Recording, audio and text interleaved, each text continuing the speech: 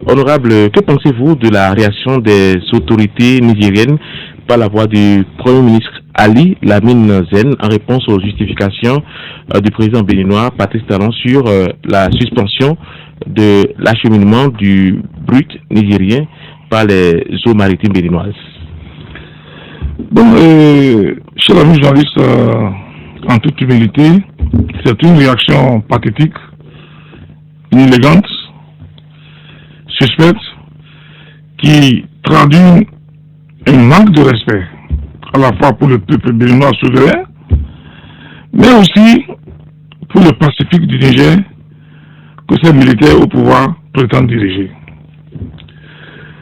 Si aujourd'hui les autorités nigériennes en sont arrivées à dialoguer avec les autorités béninoises démocratiquement établies, par le biais des médias, c'est parce que, comment dirais-je, du côté nigérien, la porte est fermée à toute négociation, toute concertation, toute discussion, tout échange formel. C'est pour cela que, comment dirais-je, dans une précédente intervention, j'ai dénoncé la malhonnêteté et l'hypocrisie d'un ancien officiel béninois qui condamne son pays et appelle à la, comment dirais-je, à la concertation. Et j'ai voulu lui poser la question, la concertation dans quel sens? Ceux avec qui il faut se concerter préfèrent une concertation par presse. Évite tout contact physique. Tout simplement parce qu'ils sont dans une logique, c'est le déploiement d'une stratégie de légitimation de leur pouvoir, comment dirais-je, en utilisant maladroitement leur position géographique avec le Bénin et en suivant les récriminations du peuple nigérian contre la France. Alors, ils sont convaincus qu'en disant des mensonges d'état sur une hypothétique existence de base militaire française chez le voisin béninois, ils réussiront à emporter l'adhésion populaire du peuple nigérian par l'implication et du sentiment anti-français et du sentiment anti-béninois en dommages collatéraux. Alors, chers amis journalistes, ils ont comment dirais-je, des problèmes avec la France. Mais ce n'est pas la France qui dirige le Bénin. Autant le Bénin n'est pas un département français.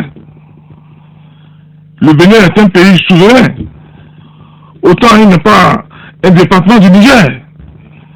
Nous sommes un État souverain et un peuple digne, pacifique et respectueux du voisin. Nous sommes libres de coopérer avec qui nous voulons en fonction de nos intérêts. C'est l'intérêt qui guide le monde. Les Français l'ont dit, la France n'a pas d'amis, mais la France n'a que des intérêts. Les ennemis désignés à l'international par les putschistes militaires au pouvoir au Niger ne sont pas forcément les ennemis du bas peuple nigérien.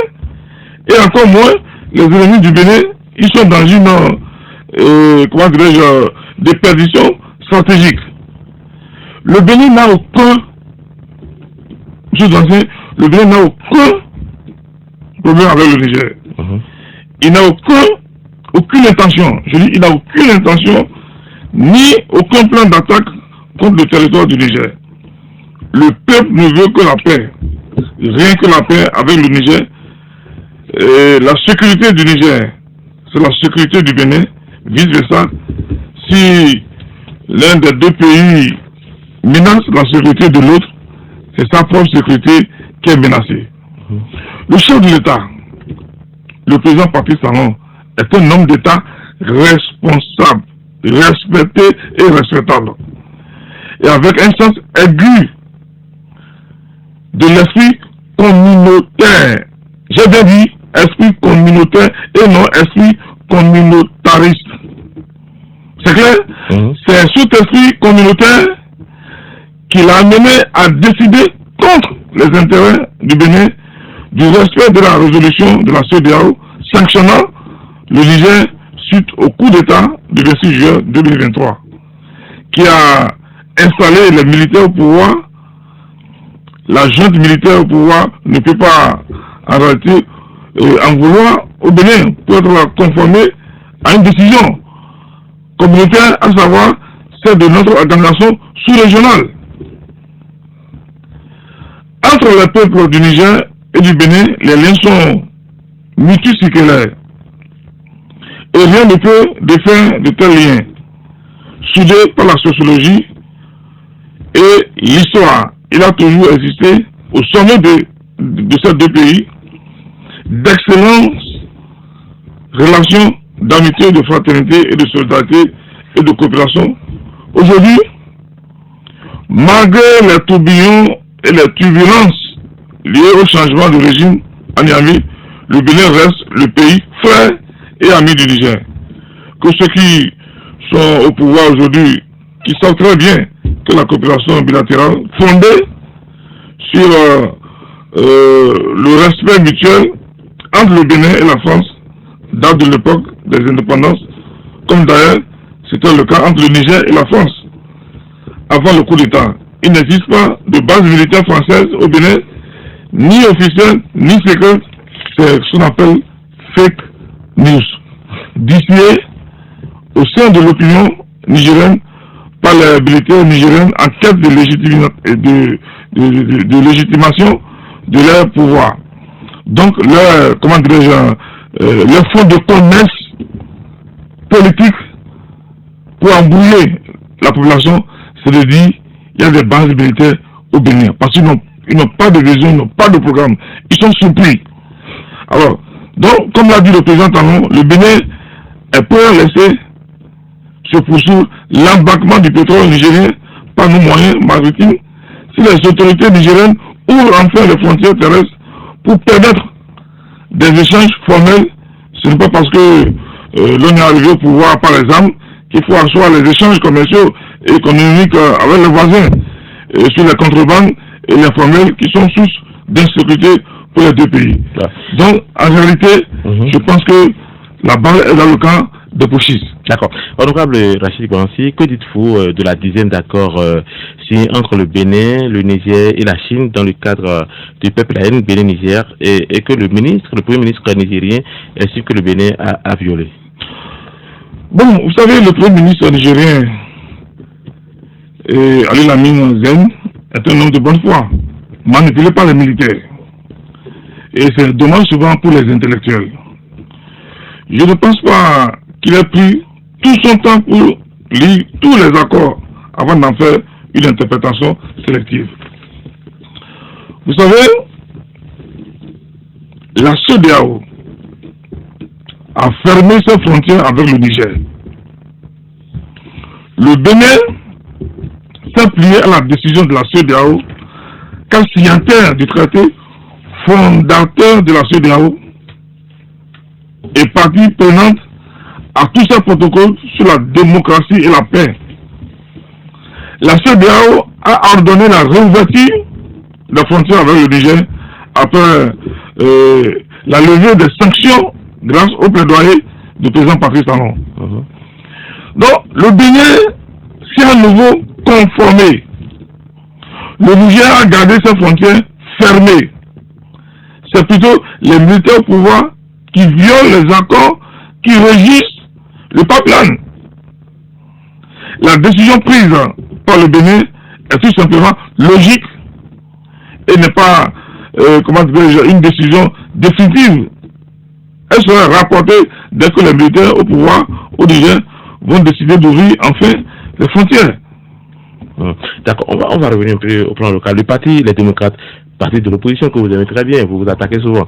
Le parti des démocrates a réagi face à l'actualité entre le Bénin et le Niger. Ce parti dénonce ce que ce parti appelle une approche conflictuelle du président Patrice Talon dans ce dossier et préconise une consultation responsable entre les dirigeants des deux pays. Comment accueillez-vous cette réaction du parti des démocrates? Vous savez, avant de répondre au parti Les Démocrates, j'aimerais dire aux autorités nigériennes que gouverner, c'est pouvoir. C'est vrai, ils sont venus au pouvoir accidentellement, ils ont pris le pouvoir par les armes, mais qu'ils cessent de vilipender le Bénin, qu'ils respectent le Bénin. Le Bénin est un État souverain. Vous voyez que ces gars-là n'ont pas de programme, ils sont en train de manipuler le peuple. Dites-moi, Gourancien, là je parle en tant qu'expert en stratégie de défense et de sécurité. Est-ce que vous pensez que si les Occidentaux veulent attaquer le Niger, ils ont besoin de passer par le Bénin? Ils ont besoin d'avoir des bases militaires aujourd'hui. Avec la technologie, on peut rester aux États-Unis et bombarder toute l'Afrique. Est-ce que vous savez qu'aujourd'hui, il y a des équipements de pointe? Vous avez suivi tout dernièrement les centaines de radars qui ont quitté l'Iran pour l'Israël. Heureusement que les Israéliens, il y avait des anti-radars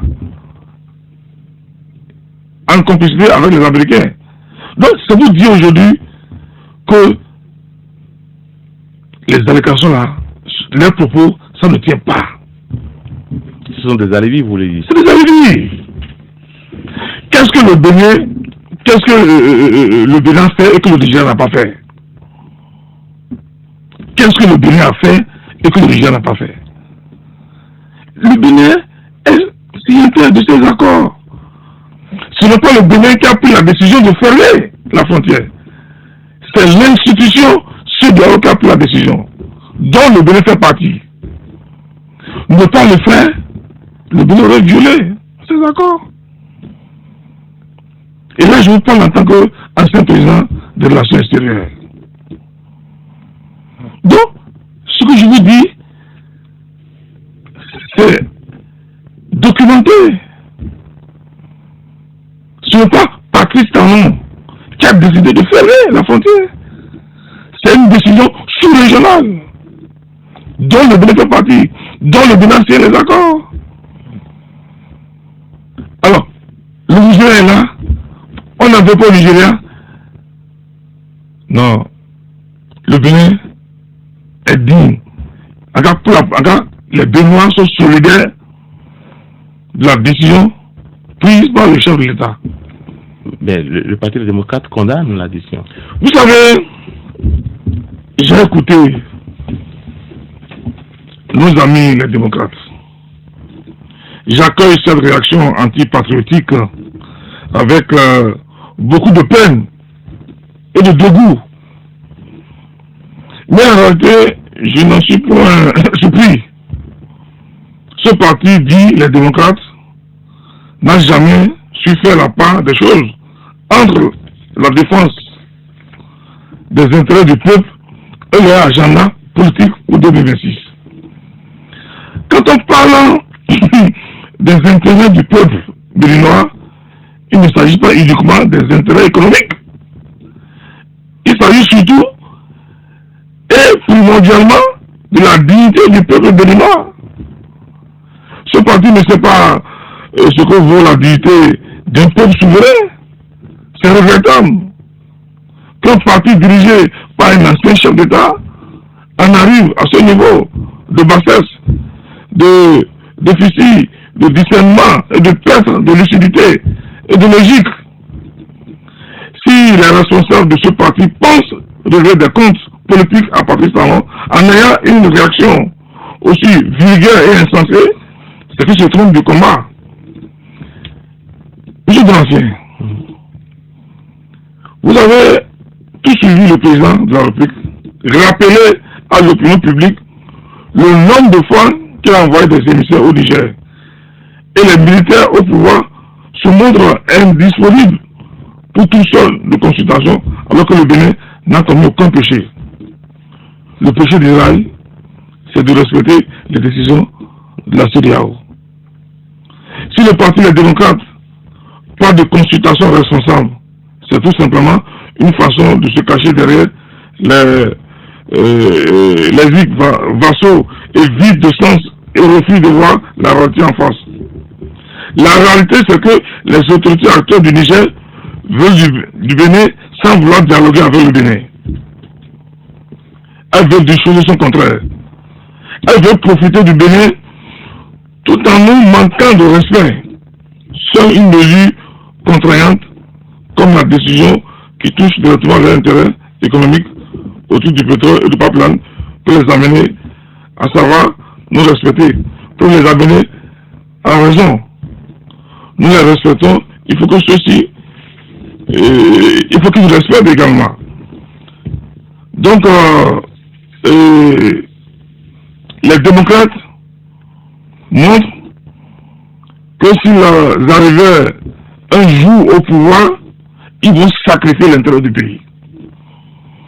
Ils ne seront pas capables de faire respecter notre pays, la souveraineté de notre pays, l'autorité de notre pays, l'autorité de l'État. Ça les disqualifie de l'exercice du pouvoir d'État et le peuple électeur en prend grandement acte. Ils seront surpris par le retour de l'ascenseur du peuple dont se rend complice du traitement de son honneur et de sa dignité. Donc, en réalité, je demande à nos amis démocrates, quand il s'agit des questions d'intérêt, des questions d'unité nationale, on met de côté la politique politicienne à part. On se met ensemble pour l'intérêt du pays. Et c'est très important. On peut ne pas aimer le président Patrice Talon, mais là il s'agit du Bénin. Il s'agit du Bénin. Il s'agit de notre dignité. Il s'agit de notre honneur. Pour rien au monde, les démocrates ne peuvent pas s'accoquiner avec un pays étranger et condamner le Bénin. Parce que demain, ils sont appelés à diriger aussi le Bénin.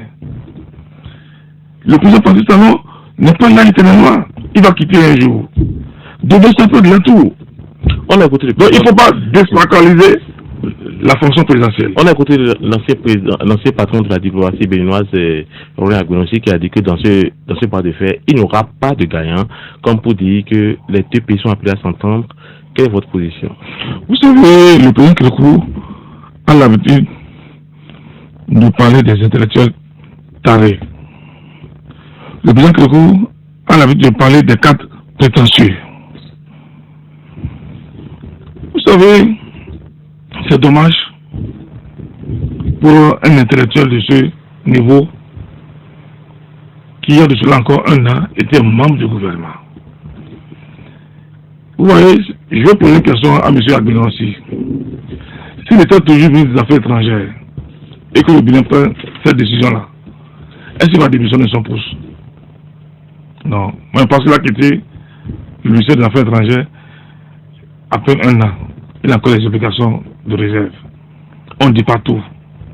Parce que quand on a occupé des postes de responsabilité, il y a des choses qu'on ne dit pas.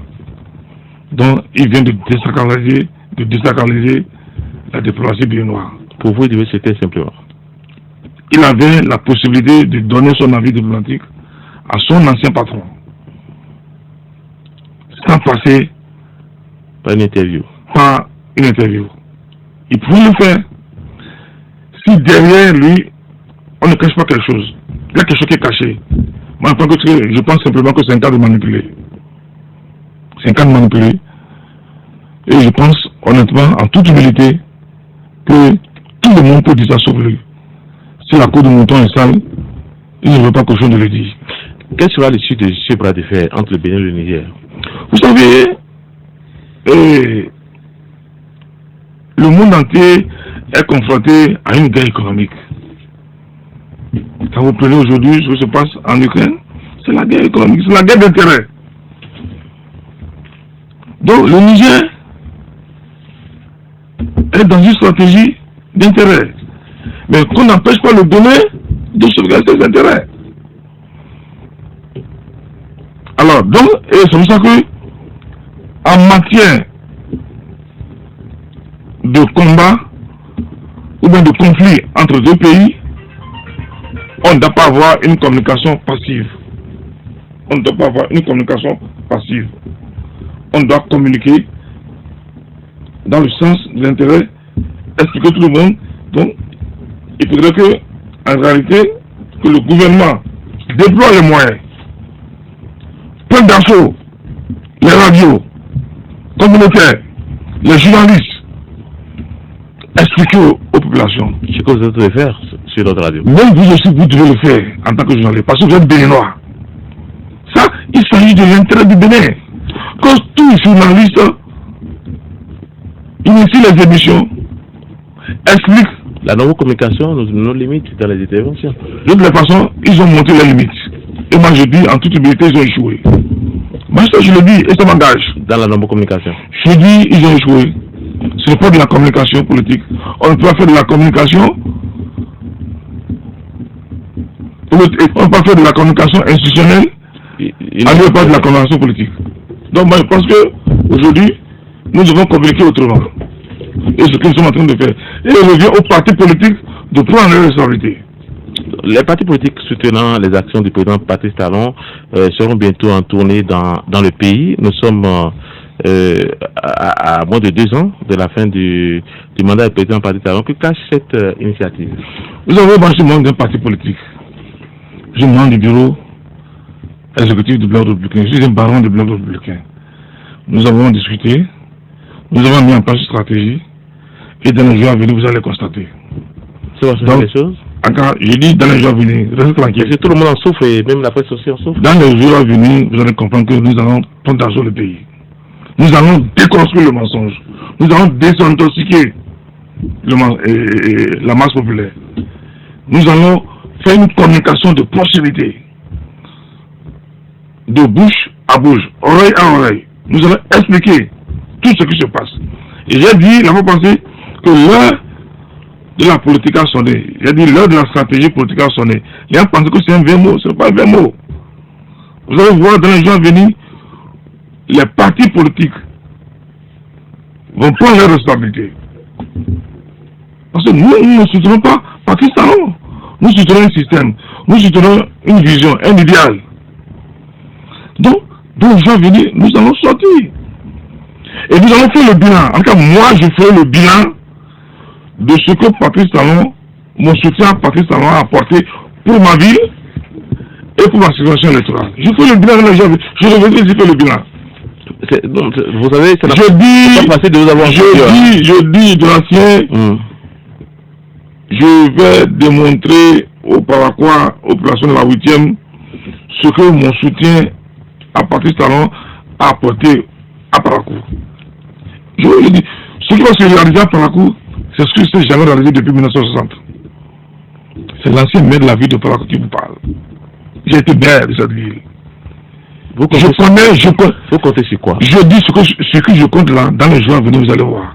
Ce qui va se passer à Parakou.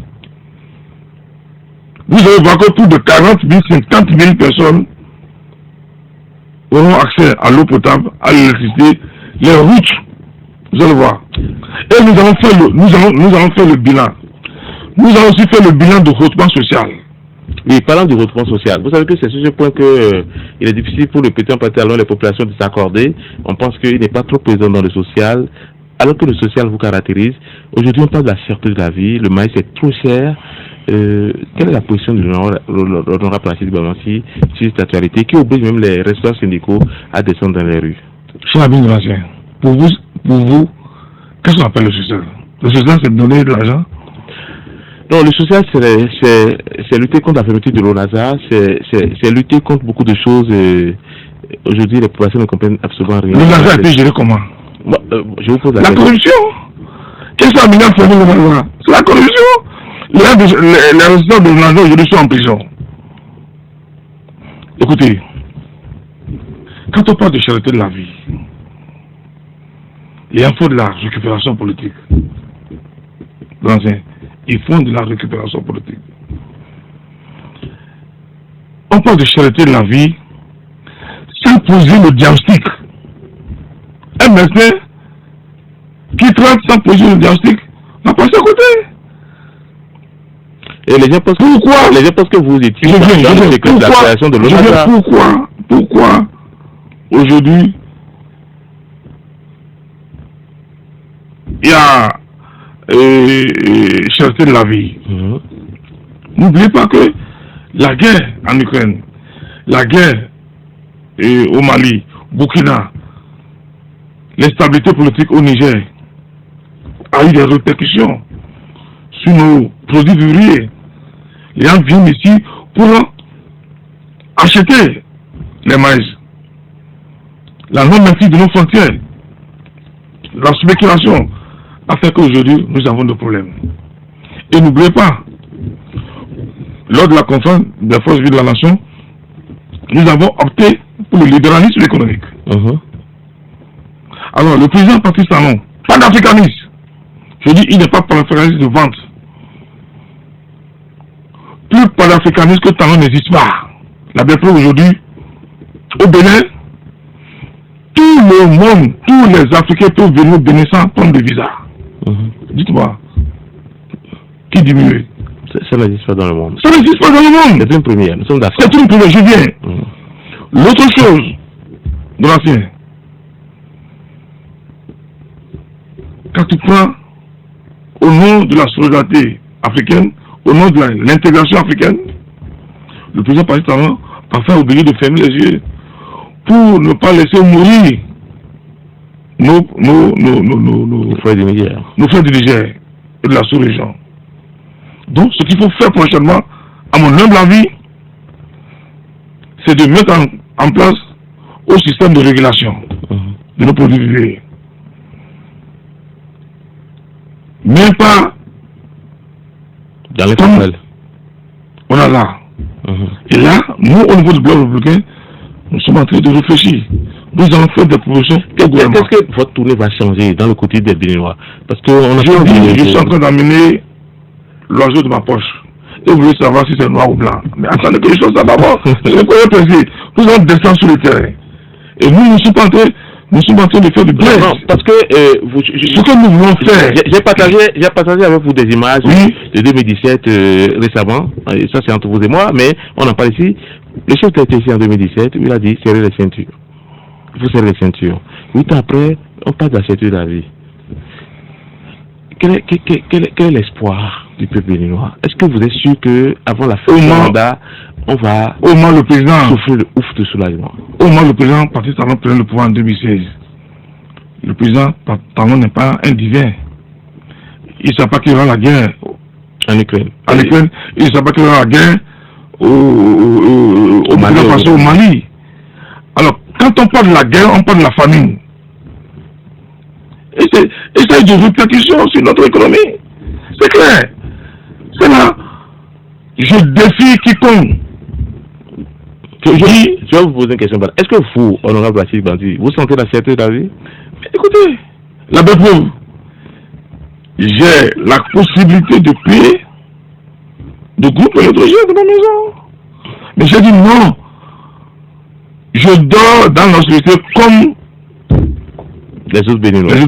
Que mon quartier, tout le quartier est en noir et ma maison en lumière. Je dis non. J'ai refusé. Donc vous vivez la fierté. Je dis chez moi présentement là, j'ai un groupe électrogène automatique. Quand coupe, du coup je suis arrivé, j'ai demandé de couper ça. Je vis le délestage comme les populations. Mais aujourd'hui, les militants comptent sur vous, nous comptons sur vous, mais vous vivez la fierté comme nous. Où est l'espoir? Il ne sert à rien de parler pour parler. Aujourd'hui, il y a cherté de la vie. Pourquoi? Il y a cherté de la vie parce qu'il y a la guerre au niveau de la sous-région. Il y a quelques fois maintenant. Nous sommes en train de prendre des dispositions dans les gens venus. Vous allez voir. Est-ce que vous nous dites qu'il y a espoir? Écoutez, la BPO depuis un certain moment, depuis que le président a pris les discussions, je ne veux plus laisser sortir le plus demandé qu'on va chuter.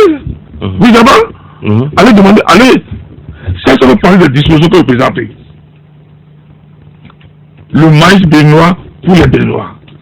Donc aujourd'hui, le maïs n'est plus à 450. Les choses commencent à serrer. Donc, les stratégies de maîtrise de nos frontières, nous allons doubler, accroître nos productions dans les jours à venir. Donc, aujourd'hui, c'est clair. Donc, en cas d'espoir.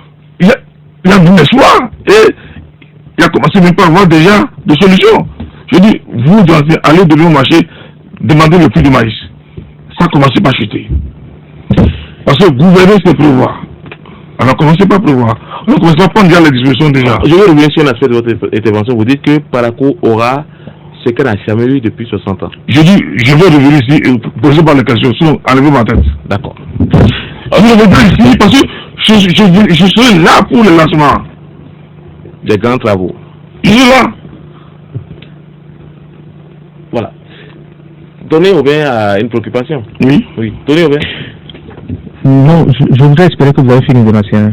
Non, allez-y, parce que vous savez, on cherchait l'honorable depuis, on a mis la main sur lui, même 2 heures de temps après, on ne verra pas de lui poser des questions. Tout à fait, mais à entendre Rachid Galamassi, en réalité, vous ne vivez pas la cherté de la vie, parce que là, vous dites que vous avez la possibilité de mettre en marche votre groupe électrogène, mais vous ne le faites pas. Donc, vous êtes compatissant, vous compatissez un peu à la peine des populations. Il aurait été bien que je vous pose la question de savoir ce que vous pensez de la ville de Parakou, son état actuel. Lorsque vous quittez Cotonou, vous êtes à Parakou, il n'y a pas d'électricité, il n'y a pas d'eau, et puis on sécure difficilement. Vous, en tant qu'ancien maire, qu'est-ce que vous pensez de cela? Peut-être qu'on va avoir d'autres occasions de vous avoir. Si vous avez des réponses, vous nous la donnez. Si vous n'en avez pas, il n'y a pas de problème. On va gâter une autre occasion pour vous poser la question. Bon, maintenant, ma préoccupation, pourquoi une tournée 8 ans après la gestion de l'État? Parce que Patrice Talon, il est au pouvoir depuis 8 ans. Vous n'avez pas fait de tournée en 2021, en 2019, même pas en 2022. Pourquoi c'est maintenant qu'il y aura une tournée? Pour expliquer quoi? À qui? Et puis, est-ce qu'on a vraiment besoin de déconstruire le mensonge 8 ans après? Qui a fait le mensonge? Bon, tout d'abord, c'est pas pour la première fois qu'on organise des tournées.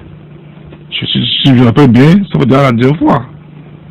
Et qu'ils ont mis en place une stratégie, c'est une pratique.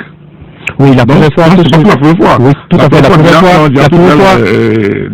La première fois, on peut se rappeler que là, il y a eu beaucoup de polémiques autour parce que les députés sont descendus à la base et puis le compte rendu qui a été fait n'a pas été fidèle à ce qui s'est passé sur le terrain. On connaît ça. Vous savez, M. Tony, vous savez, la reddition des comptes est obligatoire pour un homme politique. La reddition des comptes peut se faire avant, pendant ou après. Ça dépend de la stratégie de chaque gouvernant. Et moi, je pense que ne pas faire la reddition des comptes serait trahir même ses mandats. Et ce que ce matin le fait. Alors, nous avons dit, ça serait bilan contre bilan. Nous avons fait le bilan de tout ce qui a été fait depuis 8 ans, qui a été caché. Et je l'ai dit la fois passée, tout de même que le gouvernement de la rupture a péché par ignorance de ne pas révéler aux populations les réalisations du gouvernement. Est-ce que vous savez aujourd'hui que vous, là, que les enfants mangent 3 fois par jour aujourd'hui? Les quartiers scolaires. C'est ça le social. Est-ce que vous savez qu'aujourd'hui, Parakou a le meilleur scanner au Bénin? Je ne sais pas que vous tombez malade. Mais avant, c'était votre lutte. C'était mon combat personnel. Avant, les Parakouas, les populations de la 8e, même du Nord, vont à Cotonou pour faire le scanner. Il a fallu un homme de vision appelé Patrice Talon qui nous a donné cet appareil, ce scanner. Ça là, il faut le dire. Ça n'existait pas depuis 1960. Mais les châteaux d'eau là, à travers les 3 arrondissements, ça n'existait pas. Ça, c'est le président Patrice Talon. L'extension de réseau électrique, l'extension de l'eau, ça a commencé là, hein, déjà par là. Tout ça, c'est le président Patrice Talon. Donc, nous finance autrement là. Aujourd'hui, c'est des milliards qui ont détourné pour les microfinances. Aujourd'hui, ça a été réorganisé. Donc, tant qu'il reste à faire, c'est comme si rien n'est fait. Mais, tant qu'il reste à faire, c'est que quelque chose a été fait. Maintenant, par rapport à la gestion de la vie de Parakou, je reviendrai spécialement à travers une émission. Et nous avons contribué, nous avons fait le débat. Nous avons dit ce qui a été fait et ce qui reste à faire. En tout cas, moi je leur dis évidemment que je ne suis pas, comment dirais-je, je ne suis pas un politicien, moi. Je ne suis pas un politicien, mais je suis un homme politique. Il y a une différence. Il y a une grande différence. Le politicien est en quête, comment dirais-je, de sa réélection. Le politicien est en quête de sa réélection permanente. Mais comment renouveler son mandat? Mais par contre, l'homme politique pense à la prochaine génération. Je suis de cette catégorie. Donc, je ne suis pas un politicien. Si j'étais un politicien, je ne reviendrai plus à Parakou après mon échec aux élections législatives. Et justement, parlant de... Et c'est pour ça, au contraire, j'ai multiplié des actions politiques. Ma générosité, sur le plan social, sur le plan développement, comme si j'étais encore au Parlement. Donc, je ne suis pas un politicien. Si j'étais un politicien, je dis bon, vous n'avez pas voté pour moi, je ne vous connais plus. C'est ça les politiciens. Je suis un homme politique. Comment je pense à la génération future. Comment vous ressentez votre échec, honorable Rachidi Gouandamassi? Il demande comment avez-vous accepté votre échec? Je suis un croyant. Je ne suis pas un mécréant. Attends. Élu. Successivement pendant 20 ans. Alors, quelle grâce. Donc, pour moi, Dieu a un plan pour moi. Dieu a peut-être dit, en ce moment, je vais tester votre foi. Est-ce parce que je vous donne quelque chose que vous me magnifiez, que vous m'adorez? Maintenant, je vais vous éprouver. Pour voir, vous n'êtes plus ce que vous étiez. J'ai envie de vous éprouver. Moi, aujourd'hui, comme dernier question. Pour moi, que je sois député ou pas, chez moi, il n'y a pas de changement. D'accord. J'ai envie de vous éprouver comme dernière préoccupation. Et vous nous dites la vérité. Qu'est-ce qui vous oppose à l'ancien président Bouniaï que vous avez supporté fermement? Parce que vous ne ratez aucune occasion de le marquer, à la culotte et des populations reviennent là-dessus. Qu'est-ce qui vous oppose réellement? Le président Bouni est un grand frère. Si je le vois aujourd'hui, en vie, l'éducation Nago, le sein Nago que j'ai traité, m'oblige à me prosterner devant lui quand je vais le voir. Vous êtes prêt à le faire? Wallah, je vous jure, quand je vais le voir, je ne peux pas le saluer debout. Je ne peux pas le saluer debout. Sinon, je vais trahir le sein maternel. Donc c'est un grand frère. Et qu'est-ce qui vous oppose? Je ne pousse pas sa vision, son idéal. Pour moi, le président Yahya Bouni est contre la classe politique. Le président Yahya Bouni est contre la promotion de la jeunesse. Est-ce que c'est parce que vous avez amené ces talents et non, il faut même pas l'arrêter là. On laisse cette affaire. Il faut même pas l'arrêter là. On vous a écouté. Non, ok. Mon problème, ce qui vous oppose maintenant. La situation de Yahya Bouni. Ok. Je n'ai pas pardonné ça. Ok. Je n'ai pas pardonné que la main Zizou. C'est tout mon problème. C'est tout. C'est tout. Je n'ai pas pardonné. Qu'est-ce qu'il doit faire pour se faire pardonner maintenant? Non, ça dit pour vous. C'est parce que la main Zizou que le talent est venu au pouvoir. C'est parce que la main Zizou que Jacques Canada, pour moi, il devait choisir le local. Koutié, Kassa, Abiola, dans tout le monde là, local. Et non un candidat importé. C'est tout ce qui me sépare. Mais qu'est-ce qui peut vous réconcilier? Qu'est-ce qui peut vous réconcilier? Mon problème, il a été président de la République. Dieu l'a tout donné. Le bien l'a tout donné. Mais il n'a qu'à laisser... Qui se retire? Il n'a qu'à laisser le président Talon finir son mandat. C'est tout. C'est tout, il ne faut pas le perturber. C'est ce que vous C'est Dieu qui l'a mis, c'est Dieu qui a mis talent comme Dieu l'avait mis. Toute autorité vient de Dieu. À part de moi, Dieu a fait ton président, il faut le laisser tranquille. J'ai dit que c'est la dernière question, mais votre réponse m'amène à vous poser une question. Ça circule abondamment. Vous avez dit qu'après talent, vous souhaitez être président de la République. Est-ce que vous êtes toujours dans ce rêve? Je ne peux pas changer. D'accord. Ah, je peux changer. Okay. Quand je vous dis la vérité. Ah bon, c'est vraiment que je ne veux pas être candidat au détriment des réformes du système partisan. D'accord. Parce que je suis un député réformateur. La 7e législature, la 8e législature, c'est une législature des réformes. Et je suis acteur, je suis partisan de ces réformes-là. Donc je ne peux pas violer ça. J'ai l'intention d'être candidat. Donc, je ne veux pas. Est-ce qu'on va rêver qu'en studio, je dis, je veux être président de la République? Je veux être candidat. C'est donc pour cela que vous êtes candidat. La tournée que vous annoncez là, puisque Patrice Talon, il est en fin de mandat, ça, il faudra le reconnaître. La tournée, c'est à votre profit ou bien c'est toujours au profit de Patrice Talon? La tournée, est-ce que c'est à votre profit ou bien au profit de Patrice Talon? Non, je vous dis, M. Tony, ne sois pas sourd. J'ai été clair.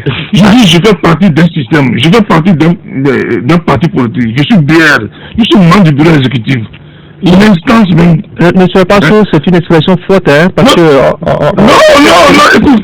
Cela a été répété, cela a été demandé à un journaliste, et avec son frère, il y a cela que je dis. Ne soyez pas sourd à ce que je vous dis. Je veux être candidat. Mais je ne veux pas être candidat en dehors de mon parti. Je suis en train de cotiser les décideurs de mon parti pour dire attention, parce que j'ai ce qu'on appelle le carré d'adresse. J'ai déjà dirigé une ville, mais le président le premier Songo, il a été maire d'une ville. Il est président de la République. Du moins s'il est... non, c'est lui qui dirige. C'est lui qui dirige. C'est lui qui dirige. C'est le sujet réel de Sénégal. C'est parce que Songo n'a pas eu le temps d'être candidat. Songo était candidat, c'est lui qui passait. Donc vous avez c'est là où nos amis ne sont pas stratèges. Les démocrates. Ils ne sont pas stratèges. Alors, à force de forcer une candidature, il devait avoir un plan B. Songo avait un plan B. Il a vu que sa candidature ne passait pas. Intelligemment, il a placé son meilleur ami. Et j'ai dit, ils ont gagné. En politique, il doit avoir toujours un plan A, un plan B. Vous constatez que nous avons trop de questions à vous poser. On ne peut pas vous forcer, parce que c'est rare de vous avoir en studio. Dans les prochaines rencontres sur AZEK FM et sur notre plateforme digitale, nous parlerons de beaucoup d'autres sujets. Il y a recasement de goût, retour des exilés. On sait que vous avez été très près d'avant. On sait que vous connaissez Martin Rodriguez. On en parlera, mais on a envie de vous souhaiter très bonne journée à votre compagnie. Seulement de vous remercier. Merci beaucoup. Je suis content. Radio AZEK est une fierté. Je suis vos débats, la qualité de vos débats, votre capacité intellectuelle, votre manière d'opiner, vraiment, fait que vraiment, vous êtes une fierté pour notre ville. Et je souhaite vraiment que Radio AZEK devienne une entreprise, que ce soit plus grand. C'est ce que je souhaite. Pourquoi pas Radio AZEK, Télévision AZEK. Passe à vous. Grâce à Dieu. Allez, merci d'être passé dans le studio et à bientôt. Merci beaucoup. Merci Donatien Deglé, merci honorable Rachid Kouadamassi. Bon, honorable toujours, puisque c'est à vie. Nous disons aussi merci à Patrice Siré pour la mise en onde. Merci à Francis Béo au passage. Portez-vous bien, bonne journée. Merci beaucoup.